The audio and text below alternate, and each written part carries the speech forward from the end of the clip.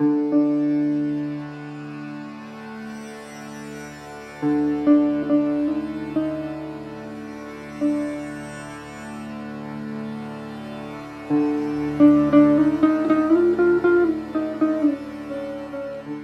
to Untangling Traditions. Today we'll be speaking with Professor Dominik Wujastyk, who holds the Singh Mar Chair at the University of Alberta, Canada.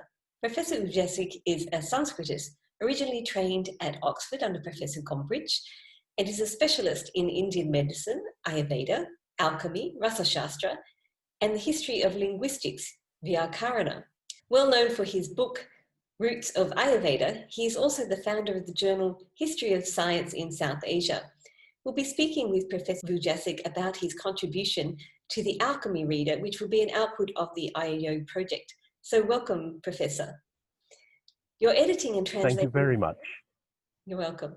You're editing and translating an interesting Sanskrit alchemical work, which is a dialogue between Nāgārjuna and King Shalivāhana. Can you tell us about how you discovered this particular text? Thank you very much for your very generous introduction, Jackie. It's lovely to speak to you today and to share with you my thoughts and involvement with this rasaśastra reader that Dagmar Wujastyk is editing and preparing. There's a number of contributors, and I hope you'll be able to interview more of them too. This work that I'm contributing to the reader is a small part of a text called The Good Luck of the King of Mercury, Rasendramaṅgala in Sanskrit. And this is a work that in manuscripts is ascribed to a sage called Nāgārjuna, often called Nāgārjuna Siddha, the accomplished sage, or the accomplished ascetic sage Nāgārjuna. And that is a name to conjure with. It seems a very important name in the Indian tradition because it's associated with a Buddhist philosopher who was one of the very important Buddhist philosophers. I first came across the work because I was cataloguing manuscripts on alchemy as part of my work at the Wellcome Library for the History of Medicine in London many, many years ago in the beginning of the 1980s. And there were quite a number of alchemical works there that Sir Henry Wellcome and his agents had collected in India and bought, purchased and shipped to London at the beginning of the 20th century. And in order to understand what I was seeing, I turned to one of the very few things available. That was the History of Hindu Chemistry by P.C. Ray. P.C. Ray himself is a fascinating character with highly worth investigating. He had a career both as a Sanskrit scholar and also as the director of an important chemical factory in Bengal. And P.C. Ray wrote a 2-volume history of Hindu chemistry in which he started by saying the most important alchemist is the author of Nāgārjuna. And he gave a few extracts from Nāgārjuna's work. So I thought, right, I'll go and read it. I'll find it and read it. And I found I couldn't find it. I had some indexes and lists available to me. It was clear that Ray was talking about a real work, and he actually gave some Sanskrit extracts from it, but I couldn't track it down.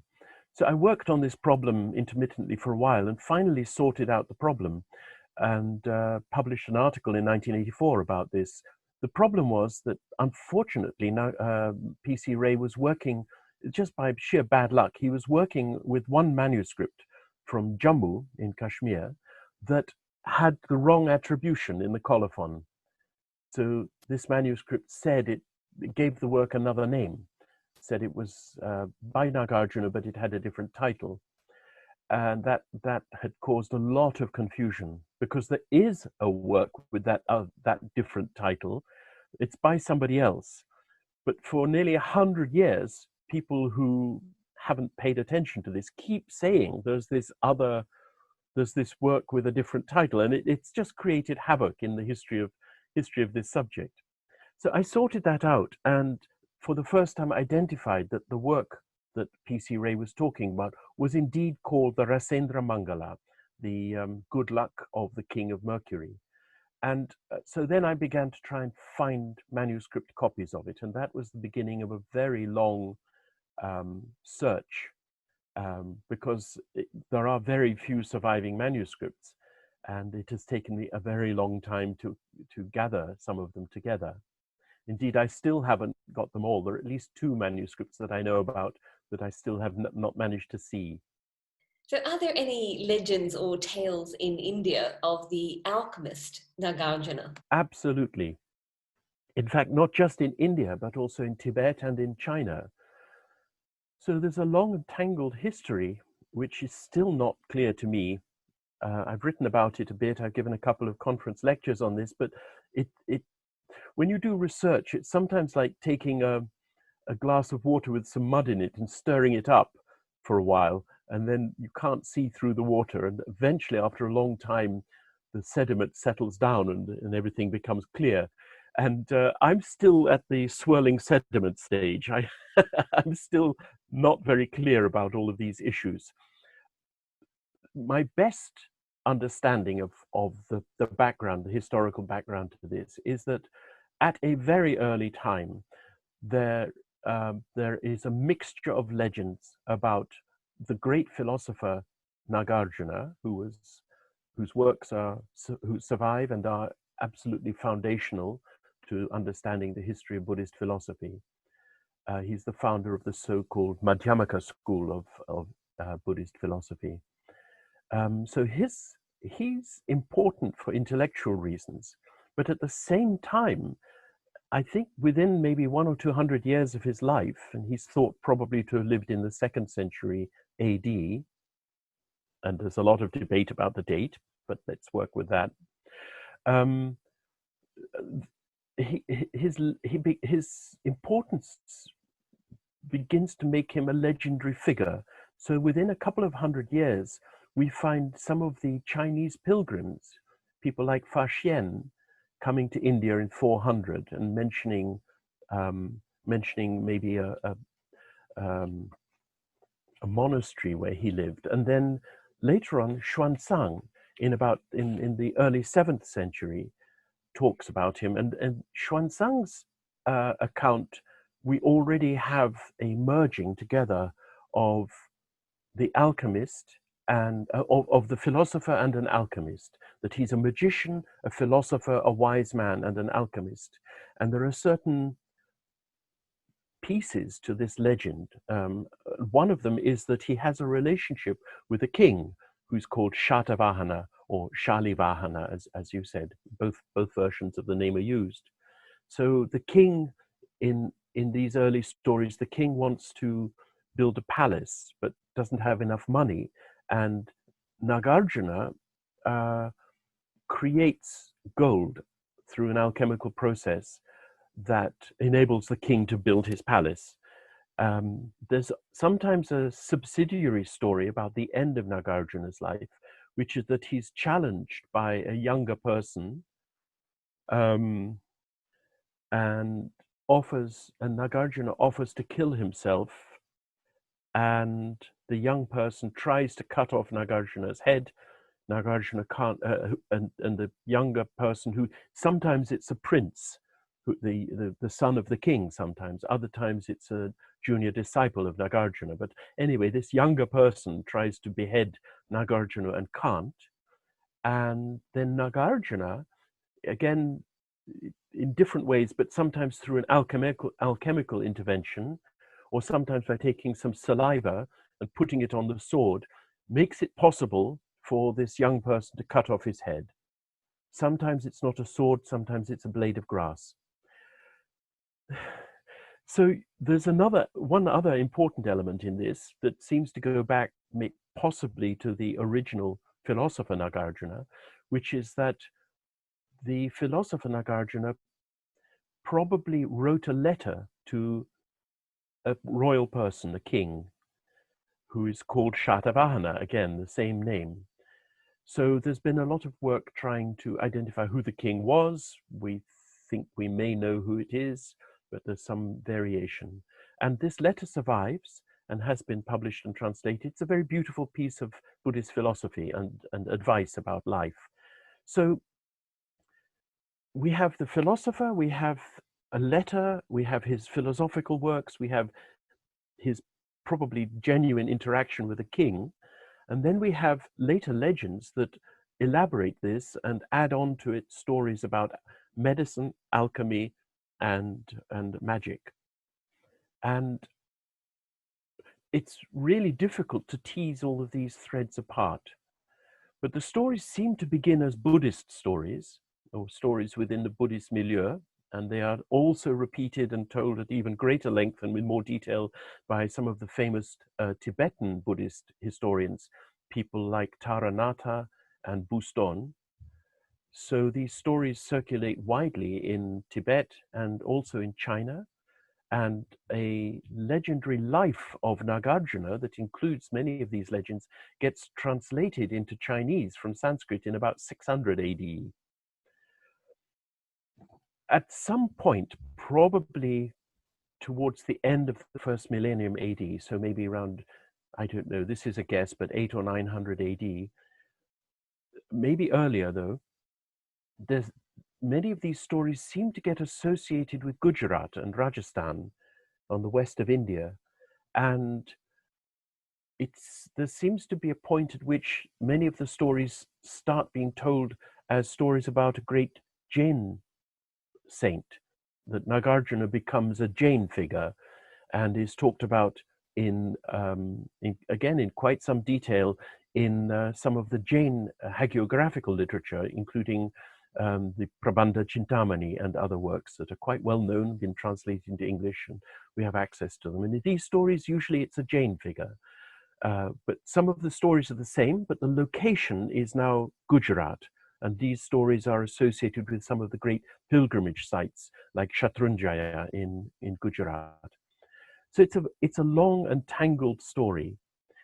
Yeah, that's absolutely fascinating to hear this entanglement, not only across time, through Buddhist milieu in China, Tibet, India, but also with Jainism. So do you think that the philosopher, the Buddhist philosopher you mentioned, and the alchemist are one and the same person? No, I don't.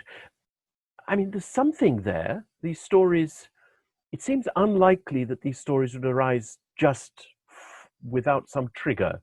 Seems to me there's something. But it could be very simple. It could be that there was somebody else called Nāgārjuna who engaged in alchemical activities, and somebody said, oh, well, it must be the same person. In fact, Jan Molenbelt, in his marvelous history of Indian medical literature, has studied all of the different occurrences of the name Nāgārjuna in the context of medicine and alchemy. And there are many, many authors and many uses of the name. So it's not quite as common as, the name John or some common name in India, but it's not unknown. And there are lots of authors called Nāgārjuna, so who are either whose works survive or who are referred to by other authors. So we don't need to pile everything we know onto one person. There's definitely many people called Nāgārjuna, and it's quite possible that legends concerning an alchemist got tangled up with legends concerning a Buddhist philosopher. This happens in hagiographical accounts all the time in medieval Europe and India. In India, we have the very, very well-known example of Patanjali. There are two quite different Patanjalis in Indian history. There is an author from the 2nd century BC who wrote a very important work on the philosophy of language, on philosophy and technical understanding of language, grammar. So he's called Patanjali. And then there's a completely different author who in probably around 400 AD wrote the famous Yoga Sutras. But the tradition in India has fused these two people together and says, oh, well, it's one person, he lived for 600 years, and so on and so forth. And that idea that there's a single Patanjali who wrote all these different things, that gets repeated even in modern works. But if you go and read these works, study the history and detail of Indian literature, it's completely obvious that these are different people. There's a third there's a third Patanjali who is said to have been somebody who wrote a major treatise on medicine. And that doesn't even exist. There is no treatise on medicine by Patanjali. So these things get confused. You get a name, you get some important works, and then it all gets tied together in the medieval times into a legend of a single person who did everything. And I think that's what's happened with Nāgārjuna. There's one thing about Nāgārjuna that people have tended to use as a touchstone. So first of all, the early important philosopher does seem probably to be the same person who wrote the letter of advice to the king. It's actually called A Letter to a Friend. It's a very charming piece of writing. So I think, I mean, there are doubts about this, but it doesn't seem to me implausible that the philosopher may also have written a letter of advice to a king. It's all Buddhist, and it all fits together reasonably well. So this idea of Nāgārjuna who has a relationship with a king is, that's the philosopher. And one of the features of the alchemical text that I'm working on is that it also has a dialogue between the alchemist and the king. So that one touchstone that we thought would help us to understand who is the philosopher and who is the later author on medicine and alchemy, that the medical and alchemical works don't have this big relationship with the king. Well, actually they do. So that confuses things further. So this alchemical work that you're translating for the reader, it describes procedures, operations for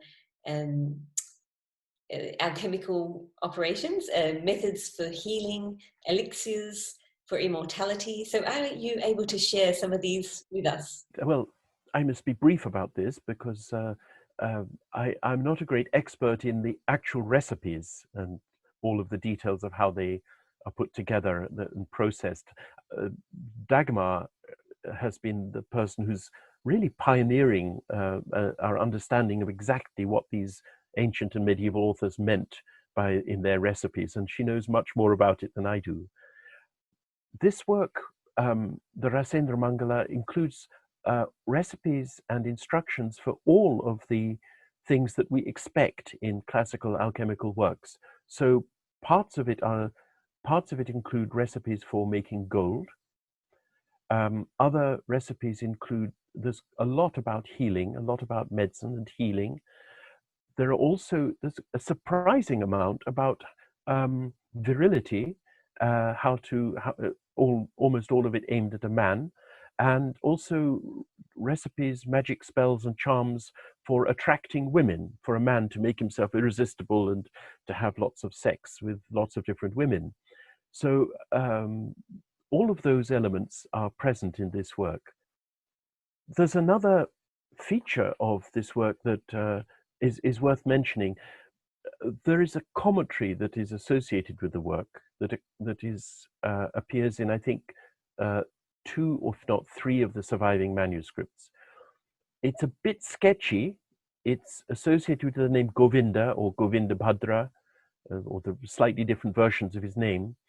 And I haven't got a very clear picture of how this commentary works and what is its relationship to the main work. It's not very simple. It seems to repeat quite a lot of the main work, but then has original material as well. It seems to be very clearly Jain. It often starts with an invocation to the Jain saints. And it also talks about alchemical apparatus a bit more than the main text. And we're in a very unique position because 3 out of the dozen or so surviving manuscripts actually contain line drawings of alchemical apparatus. And this is very unexpected and unusual. You almost never get images of any kind in medical or alchemical Sanskrit manuscripts. You would think manuscripts containing works about surgery, for example, which have textual instructions about exactly how to hold and use a scalpel, you'd think a drawing would really help, but they'd have no drawings, or other texts that talk extensively about the identity of plants. You think a little sketch of a plant would help the reader a lot, but the manuscripts never have drawings of plants. Tibetan manuscripts do, but Sanskrit manuscripts from Peninsular India don't. And similarly, there's a lot of talk about apparatus, about building, how you create a laboratory, the instruments you're using in all of this alchemical literature. But these manuscripts of the Rasendramaṅgalam are amongst the only ones I know that have actual drawings of the apparatus. So that adds a dimension to this work, which is unexpected and definitely of great interest. That sounds absolutely fascinating. We look forward to perhaps seeing some images of those sketches. But the main alchemical work that you're working on is constructed, as you mentioned earlier, around a very unique form of dialogue. So can you tell us a little more about that? Yes, one of the other confusing aspects of this work is that it begins with a nice clear passage saying, this is the Rasendramaṅgala, it's a work of 8 chapters, and each chapter is on the following topics. And no, it's not. All the manuscripts that we have consist only of 4 chapters. I've never seen a single manuscript with 8 chapters. So it's not clear to me what the answer to that is, whether the commentary functioned as the second half of the work, or whether some parts of it are lost. Maybe one day we'll turn up a manuscript with 8 chapters. It's difficult to know what's going on, whether the introduction is simply wrong, and it has always been just a work of 4 chapters, or whether we're dealing with only one half of the work surviving. But this dialogue that you mentioned crops up at the end of the 4th chapter. It's the last part, the second half of the 4th chapter. And it's sometimes circulates in its own manuscript. So sometimes you get a separate manuscript with just this dialogue. And sometimes those manuscripts, which are typically about 10 folios long, they will say this is chapter 4, but in fact they're only the second half of chapter 4. I've got a manuscript like that from Koba in Gujarat near Ahmedabad. At other times, in the larger manuscripts that contain all 4 chapters, this last part, that's a dialogue, is given a separate name. It's called the Kakshaputta, which is a difficult word to translate. It means something like the hidden container or something. So the chapter 4 will sort of come to kind of halfway ending and then continue, but this part of the dialogue will be called the Kakshaputta. However, there's a completely different work, well, 2 different works called the Kakshaputta, which are completely different. And have nothing to do with this. So that's confusing too. These other works are tantric works related to alchemy, but full of mantras and spells. And that's quite different from this thing that we're talking about. So this is all part of the swirling dust in the water that I mentioned. That's a little bit confusing. So this dialogue opens with placing the situation on the top of Mount Sri Shaila, the location of the dialogue. It's on Sri Shaila, and Nāgārjuna, the wise sage, the Siddha, is on top of this mountain. So this is another key word in all of this mythological material. Sri Shaila is very well known as a pilgrimage site in South India, in Andhra Pradesh, that has been excavated and understood by archaeologists, and is very much associated as possibly one of the places where the philosopher Nāgārjuna taught. So placing this conversation at that location is again connecting the story with all of the traditions of the philosopher Nāgārjuna. And Nāgārjuna is in dialogue with another person called Ratnaghosha, and then approaches. So Ratnaghosha says, "Can you please tell us all about alchemy and about how to become rich and how to cure all ailments and how to get rid of the evils of poverty and sickness. And Nāgārjuna says, I was told these secrets by a divine woman, a divine damsel. Actually, she's called a Vatayakshini. That means the wood dryad of the fig tree. So she's associated with this female spirit of a tree. And she then says, I will explain everything to you. Nāgārjuna says, I have suffered for 12 years. I have put myself through great austerities in order to talk to you and for you to tell me the secrets of alchemy. And she says, yes, I will tell you everything and you'll have great success. Then later on in the dialogue, he begins to talk to Shatavahana, the king.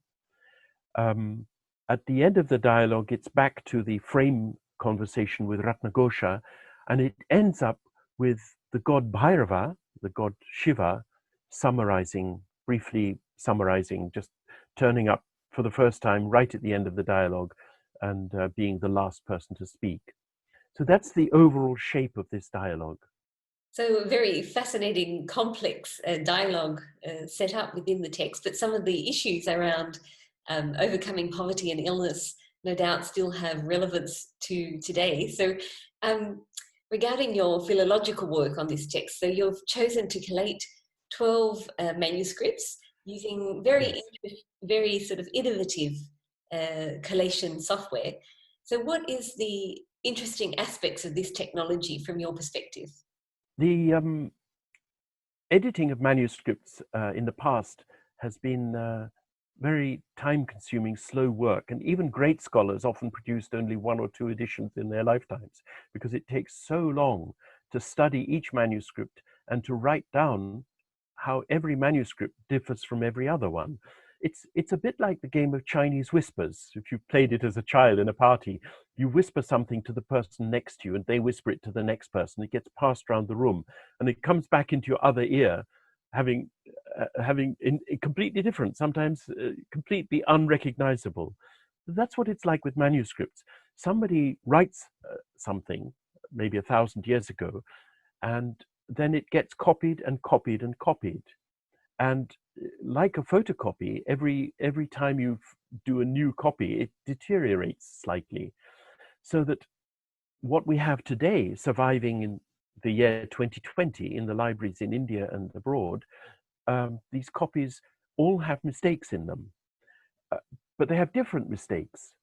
So you have to look at all of this like a giant jigsaw puzzle and try and put it all together, or to use a different image, look at it like Humpty Dumpty and try and put Humpty Dumpty together again by looking at all of these manuscripts, thinking about the ways in which they differ from each other and trying to think how all of those mistakes got there and how to explain them and how to eliminate them to try and get back to the most original version you can of this work.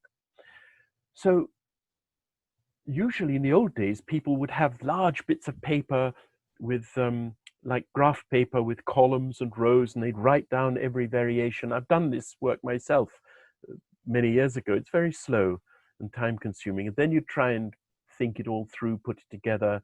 And if you were lucky, to draw a tree of the relationship between the manuscripts and say, this is an old one, and then these two must have been copied from that one.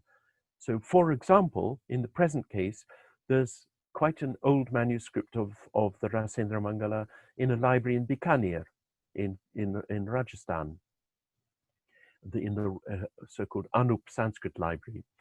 And in 1902, a French scholar commissioned a handwritten copy of it, which is now in a library in Paris.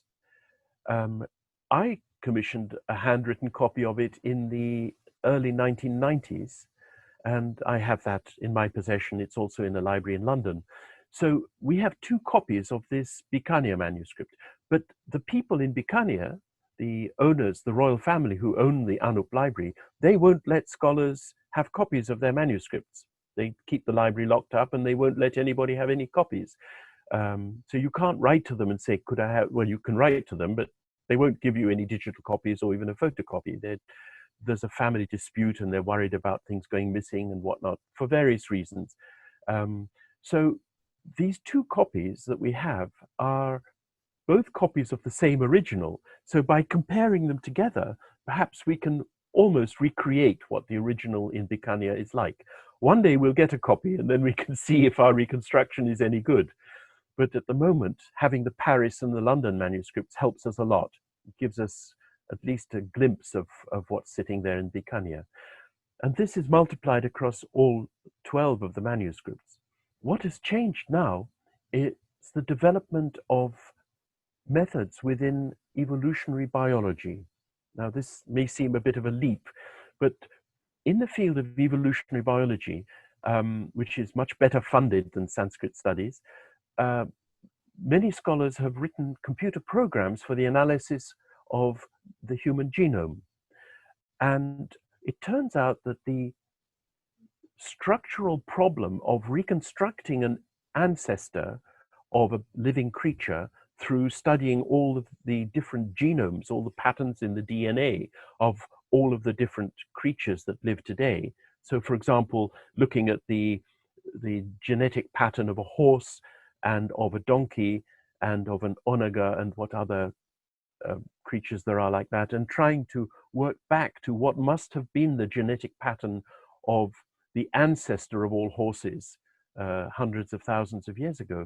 That problem is identical structurally to the problem of reconstructing a work from surviving manuscripts.